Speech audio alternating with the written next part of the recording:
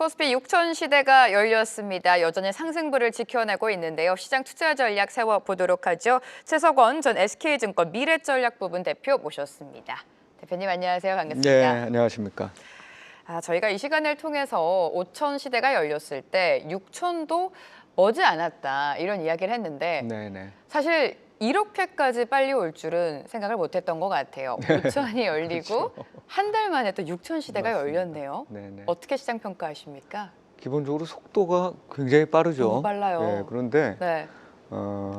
이 속도가 빠르다는 게 몇 가지 요인들을 안고 있어요. 이제 첫 번째는 수급적인 측면에서 국내 개인 투자자들이 이제 드디어 더 이상은 늦으면 안 된다는 마음을 갖고 본격적으로 투자에 참여하시는 네. 것 같습니다. 요구불 예금도 굉장히 많이 줄어들었고요. 게다가 지금 부동산과 관련된 여러 가지 또 규제들이 맞아요. 있잖아요. 그러니까 우리나라에서 어떤 자산과 관련된 배분에서 상대적으로 홀대를 받던 증시가, 그러니까 한국 증시가 본격적으로 좀 영향을 받는 거 아니냐. 그리고 특히 뭐 좀 흥미로운 거는 사실 미국 시장 최근에 몇 개월 동안 지금 좀 횡보하고 있잖아요. 횡보하고 네. 있잖아요. 그것도 이제 다 이따가 구조적인 말씀을 드리겠지만 그런 부분들을 또 보시니까 신규로 들어오시는 분들이 이거 미국 시장 가봤자 또 이런 지지부진한 현상을 오랜 기간 겪을 수 있겠다는 생각들도 가지시는 것 같아요. 그래서 수급적 측면이 좋다. 그런데 수급만 좋다고 증시가 이렇게 안전하게 오르는 건 아니고 빨리 오르면서도 그래도 상대적으로 안정성을 가지려면 이익이 늘어야 되거든요. 굉장한 양극화와 이익의 폭증이 지금 나타나고 있는 네. 상황인 거죠. 지금 이 SK하이닉스하고 삼성전자, 뭐 삼성전자와 SK하이닉스에 대한 이익 전망치가 어제도 지금 올라서 나왔잖아요. 물론 그 모든 게 다 사실일 건지는 우리가 시간에 걸쳐서 다 또 검증해보고 해야 되겠지만 그것만으로 놓고 보면 코스피 이익을 상향 전망하는데 거의 상향 전망치의 한 90% 정도는 하이닉스하고 저기 맞아요. 상향으로 나오는 거고 네.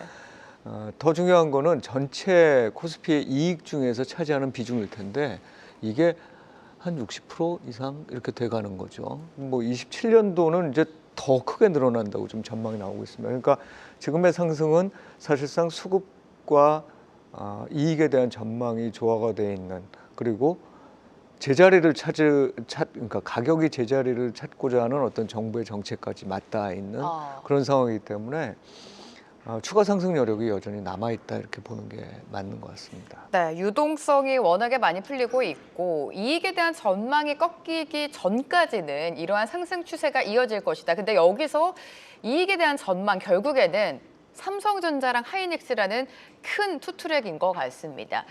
어제 뭐 하이닉스 100만 원 터치를 했고 삼성전자도 20만 원을 터치를 하더니 오늘도 계속해서 상승세를 이어가고 있습니다. 많은 분들이 포트에 없으면 너무나 큰 포모를 느끼고 있고 앞서서 대표님이 짚어주신 것처럼 철저한 양극화, 그러니까 반도체 그것도 투톱에만 지금 쏠리고 있어요. 우리가 이제 목표 주가를 전망하는 거는 의미가 없을 것 같고 하이닉스와 삼성전자 지금 매수의 기회를 보시는 분들이 많단 말이에요. 내일 발표되는 엔비디아 실적과 좀 연관을 지어볼까요, 대표님? 네. 그 엔비디아 실적은 좋을 것 같아요. 물론 이제 기대치가 굉장히 높습니다. 그 매출도 뭐 이익도 한 60~70%씩 이렇게 오를 거라고 보는 거니까 전년 동기 대비로 그렇다는 거죠. 엄청난 지금 이제 실적의 성장이고 그거보다 더 잘 나올 가능성도 있을 것 같아요. 최근에 이제 삼성전자나 하이닉스나 또 뭐 TSMC나 이런 어떤 그 가이던스들이 나오는 거 보면, 근데 이 구조를 좀 이해해야 될 필요가 있습니다. 아까 모두에 제가 미국의 이 시장이 좀 지지부진하다고 말씀을 드렸잖아요. 특히나 나스닥 시장을 기대하고 들어가신 분들이 많은데 지지부진할 거예요 아마. 그 실적들이 별로 안 좋으실 겁니다. 그런데 지금 가만 생각해 보면 글로벌 관점에서 가장 많은 돈을 벌고 있는 회사들이 그 회사들이에요. 예를 들면 뭐 구글, 아마존, 또 애플 이런 데들이 글로벌리 가장 돈을 많이 벌고 있는 회사들이잖아요. 근데 이 회사들이 돈을 벌어서 그걸로 뭘 쓰냐 봤더니 과거에는 자사주 매입을 하거나 또는 주주 환원 정책을 써서 이게 주가가 오르는 방향으로 작용을 했습니다. 그런데 이게 작년도 한 하반기부터 시작해가지고 네. 급격하게 그 번 돈들을 쓰면서 투자한다. 뭐로 투자하느냐? AI로 투자하는 거예요. 그러면 AI 투자를 그렇게 돈 드는데 안 하면 되지 않아? 이렇게 생각할 수 있잖아요. 근데 안 할 수가 없는 상황이 돼버린 거예요. 왜냐하면 거의 생존 경쟁 상황이 된 그렇죠. 거고 네. 여기에서 이거를 바꿔줄 수 있는 힘은 딱 한 가지입니다. 뭐냐면 예전에 딥시크가 나왔던 것처럼 그렇게까지 반도체 안 써도 AI를 발전시킬 수 있어. 이런 기술이 나오거나. 네. 그게 제가 보기엔 가장 큰 위험인데 아직까지는 잘 안 보여요. 왜냐하면 그 수많은 빅테크들이 그거를 다 지금 연구하려고 노력 중이거든요. 조금이라도 좀 반도체를 그렇죠. 하고 덜 있겠죠, 쓰고 당연히. 네. AI에서 승자가 될 수 있는 그런 어떤 방식을 찾으려고 하는데 못 찾고 있는 거거든요. 그러다 보니까 계속적으로 컴퓨팅 능력을 늘리는 방향으로 이게 경쟁이 붙을 수밖에 없다. 그러니까 구조로 보면 이렇죠. 전 세계로부터 미국의 빅테크들은 돈을 다 벌어들여요. 그 돈을 지금 몇몇 군데 반도체 업체라든지 이런 데다가 지금 나눠주고 있어요. 그러면 거기로 끝나느냐? 그런 데들이 뭔가 생산을 위해서 이 전반적인 공정 뭐 이런 부분들을 개선한다거나 또는 새로 증설한다거나 하면 네. 필요한 부분들이 또 생길 거잖아요. 그중에 대표적인 게 전력. 그다음에 또 대표적인 게 소부장들입니다. 반도체 소부장들. 그러니까 지금의 구도가 이게 왜 제가 추가적인 상승에 대한 얘기, 특히나 반도체 업체 쪽에 대한 상승의 얘기를 하냐면 이게 그냥 개개인들이 돈을 미국 빅테크한테 준 다음에 그 돈이 다시 모여가지고 반도체 업체들한테 뿌려지고 그게 다시 또 밑으로 확산되는 과정이 지금 가장 큰 축으로 AI라는 걸 축으로 진행되고 있기 때문에 이게 아까 말씀드렸던 그런 기술적 발전이나 이런 어떤 증거가 나타나기 시작하면 대단히 불안하지만 그 전까지는 아마 지속될 거다. 그래서 네. 너무 성급하게 이로부터 탈출하면 안 된다는 생각을 갖는 거죠. 자, 지금 우리 시장 자체적으로 체질이 강하게 움직이고 있습니다. 미증시랑 비교를 해보자면 최근에 미증시 같은 경우에는요, 대표님, 뭐 AI를 둘러싼 여러 가지 이슈 속에서 또 조정이 나오고 있는 양상입니다. 엔트로픽 이야기를 살짝 해봐야 될 것 같은데 엔트로픽의 도구죠. 뭐 소프트웨어를 비롯해서 다 대체할 것이다라는 우려 속에 주가가 급락을 했다가 엔트로픽이 또 소프트웨어 기업과 파트너십을 맺었다라는 소식에 또 하루 만에 상승을 보여주고 있어요. 네네. 최근 미증시의 흐름 이렇게 횡보하는 이유, 배경을 어디서 찾고 계십니까? 네, 아까 말씀드렸던 네. 소프트웨어 업체들이 경쟁을 위해서 투자를 계속해야 되고 그러다 보니까 본인들의 투자에 사용되지 않았으면 원래는 주주 환원이 많이 됐을 것들이 네. 이제 그 방향으로 흘러나가고 있는 거고 그걸 이제 우리나라 기업들이 좀 받아서 수혜를 받고 있는 거고요. 수혜를 받고 있는 건데 중요한 건 기업들이 그렇게 투자를 해가지고 그게 다 성공할 거라고 생각하면 주가가 이렇게 흔들리지 않아요. 그런데 사람들은 불안한 거죠. 그 불안이 뭐냐? 이 AI와 관련된 어떤 이 성공이라는 게 과연 그 미래의 네. 모습이 뭘 거냐? 일단 첫 번째는 승자 독식할 가능성이 있다. 그러니까 한두 군데 제외하면 나머지는 다 망하는 거 아니야? 그 다음에 또 한 가지는 이것 때문에 지금 매크로 쪽에 불안감이 생기고 있죠. 예를 들면 많은 직업을 대체한다고 보는 겁니다. 그렇게 많은 직업을 대체하기 시작하면 이걸 저는 이제 이전부터 사회 문제라고 얘기를 많이 들었었는데 그런 사회 문제에 대한 적절한 장치들이 없는 한 이게 경제에 상당히 타격을 미칠 거고 경제 전체적으로 타격을 미친다는 얘기는 소프트웨어 업체들이 돈을 못 번다는 얘기예요. 이전에 비해서. 이런 것까지 다 지금 포함되어 있는 것으로 봅니다. 그래서 그 회사들이 돈을 못 버는 건 아니에요. 아직까지 글로벌 경기가 무슨 침체에 들어갔거나 이런 건 네. 아닌데 그만큼 돈을 써야 되는데 그 돈을 써야 되는 그 결과에 대한 불확실성이 남아있는 시장. 굉장히 큰 시장. 특히나 AI가 그거를 굉장히 가속화하고 있는 시장으로 보시면 될 것 같습니다. 이제 그 이외에는 사실 매크로적인 차원에서는 불확실성이 좀 남아있는 게 이란 전쟁도 지금 좀 울퉁불퉁하게 그쵸, 지금 그쵸. 진행이 되고 있고 또 한 가지는 좀 있으면은 연준 이 의장 또 새로 지명되시는데 이분이 가만 보니까 뭔가 금리는 내릴 수도 있는데 유동성을 흡수하겠다고 나서는 분 같단 말이에요. 그러면 제가 그것 때문에 여러 논문들도 찾아보고 공부를 하고 있는데 이 양적 완화가 금리 인하에 비해서 자산 가격에 미치는 효과가 훨씬 더 커요. 왜냐하면 직접적으로 자산을 매수하는 데 사용되기 때문에 그렇거든요.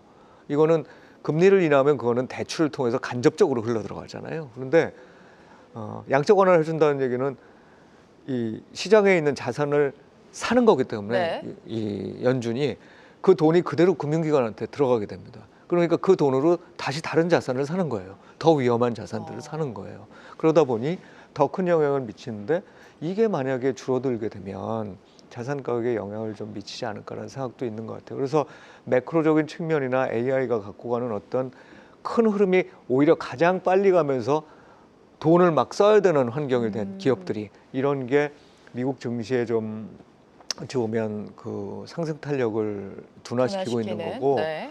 그렇다고 해서 미국 경제가 뭐 망가진다거나 그런 기업들이 모두 다 이렇게 망하면서 문제가 생길 것 같지는 않다. 단지 지난 한 3년간에 걸친 어떤 상승세를 보여주긴 좀 어려운 국면에 지금은 들어와 있는 것 같아서 국내 증시가 미국 증시에 비해서는 조금 더 유리한 상황이라고 봅니다. 사실 그만큼 그동안 미증시는 가파르게 올랐습니다. 우리 네네. 시장은 쉬어갔었기 때문에 네. 이렇게 좀 역사적인 상승이 나오는 게 아닌가라는 생각이 들고요. 하지만 외국인의 움직임을 보면 반도체를 중심으로 좀 너무 많이 팔고 있는 거 아닌가라는 우려도 당연히 있어요. 네. 지금 반도체 매도에 집중이 되면서 15조 원 넘게 팔았거든요. 네네. 이 현상도 좀 해석해 주시죠. 네. 그 사실 저도 이제 보면서 이게 조금 제가 모르는 뭔가를 알고 있나 이런 생각도 들고. 개인만이 지금 계속 끌고 있어요. 그렇죠. 네. 그러니까 아까 개인 투자자들이 그걸 계속 받아주면서 뭐 어쨌든 시장을 계속 유지하고 있는 건데 외국인들의 매도가 굉장히 저 사람들은 뭔가 우리가 모르는 정보를 알고 있기 때문에 이 왜 파는 팔지? 거다 네. 이렇게 생각은 들지 않고요. 제가 보기엔 상당히 단기 투자자들이 많이 들어와 있구나 한국 시장에라는 생각을 많이 하고 있고 단기 투자자라는 거는 시계가 우리 개인 투자자들 그 장기 투자하시는 분들에 비해서 훨씬 더 짧습니다. 그리고 그렇죠. 보통은 그 국별 포트폴리오 중에서 비중을 조절하는 방식으로 나오거든요. 그럼 또 국별 포트폴리오의 비중을 조절하는 상황에서 한국이 빠른 속도로 오르고 반도체 업종이 빠른 속도로 올라가지고 비중이 갑자기 뚱뚱해졌어요. 이 부분에 대한 정리가 있어야 됩니다. 특별한 기준의 변화가 없는 한. 그래서 그런 현상들이 지금 반복적으로 계속 나타나는 것 같다. 그래서 사실 이거를 어떻게 할 수 있냐면 작년 상반기 때 팔다가 이 대선 전 해가지고서는 쭉 샀잖아요. 네. 그러다가 팔았어요. 많이 팔았습니다. 그런데 그 이후에 가격이 올랐잖아요. 근데 그러고 났는데 오른 가격에서 또 들어왔어요. 그런 다음에 지금 또 팔아요. 그래서 제가 보기에는 지금 현재 나타나고 있는 외인 투자자들의 움직임에 너무 민감하게 반응할 필요는 없을 것 같다. 그리고 제가 생각하기에 제가 또 알고 있는 그런 외국인들 중에 장기 투자자 또는 이제 패시브 투자자들은 우리나라의 비중과 반도체의 비중은 여전히 조금은 늘리고 있는 상황이다. 이렇게 보시면 될 것 같아요. 그래서 너무 크게 우려는 안 하셔도 될 것 같다. 이 생각을 합니다. 외국인 투자자가 뭐 짧게 수익을 극대화하는 전략을 갖고 있기 때문에 뭐 우리 시장이 나빠서가 아닙니다. 매도를 너무 걱정하지는 말자라고 짚어주셨고요. 이렇게 가져가야 될 것 같아요. 모르겠어요. 한번 봐주세요. 지금 반도체 투톱은 당연히 내 포트 안에 끌고 가야 되고 코스닥도 3월장 들어서는 키 맞추기가 나올 것 같은데 코스닥 안에서 종목과 업종을 선택하자니 차라리 ETF를 가는 게 어떤가? 네네. 어떻게 보세요?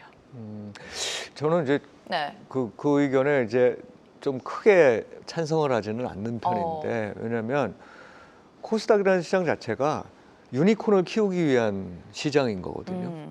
그리고 유니콘을 키우기 위한 시장이라는 건 시스템이 적절하게 갖춰져서 돈이 흘러 들어갈 수 있을 때 적절하게 흘러 들어갈 수 있는 어떤 이 시장이 돼야 되는데 네. 우리나라의 코스닥은 종목도 너무 많고 제가 보기엔 굉장히 많은 기업들이 이른바 좀비 기업이라고 볼 수 있습니다. 근데 이 좀비 기업들의 퇴출이 자유롭게 막 활발하게 진행되지 않는 시장이에요. 정부가 뭐 노력은 한다고 하지만 맞습니다. 그죠? 네. 그래서 정부가 지금 주는 돈이 그야말로 지수 전체에 뿌려지는 형태로 간다 그러면 이거는 사실 받지 않아야 될 기업들은 돈을 받고 더 받아야 될 기업들은 돈을 덜 받게 되는 현상들이 나타날 거예요. 그렇기 때문에 저는 사실 정부가 자금을 넣는 것보다 먼저 해야 될 일은 시장 자체를 좀 정비하는 일이라고 생각을 합니다. 그 정비하고 종목도 좀 줄어들고 나면 진짜로 이제 좋은 종목들이 거기에 남아서 돈을 많이 끌어들이면서 그 돈으로 결국은 다시 유니콘 기업으로 성장하게 되는. 그러면서 그 시장이 좋으면 굳이 코스피로 갈 필요 없이 코스닥에 남아 있으면 돼요. 이제 그런 현상들이 이어지는 시장으로 만들어야 되겠죠. 그래서 지수보다는 제가 보기엔 업종이나 또는 종목으로 대응을 해야 된다고 생각을 하고, 네. 특히나 바이오가 됐든 2차 전지가 됐든 그런 그 업종들은 종목들별로 차별화가 심합니다. 네. 그래서 굳이 하시려면 그런 좋아 보이는, 상대적으로 좋아 보이는 업종에 대한 업종 ETF, 아니면 그냥 우량한 코스닥에서도 우량하고 성장성이 높은 개별 종목을 대형주 쥐고 쪽으로. 대형주 네. 쪽으로 장기 투자하시는 게 더 나을 것 같아요. 네, 코스닥을 보실 때 각각의 종목을 따라가기가 힘들기 때문에 업종 ETF라든지 코스닥 안에서도 중소형단보다는 대형주, 하지만 가장 중요한 건 역시나 코스피 반도체다, 이렇게 중점을 더 주신 것 같습니다. 오늘 대표님과 함께했습니다. 최석원 전 SK증권 미래전략부분 대표와 함께했습니다. 도움 말씀 감사합니다. 예, 감사합니다. 한국경제TV는 도약하는 한국 증시와 투자자 여러분을 응원합니다.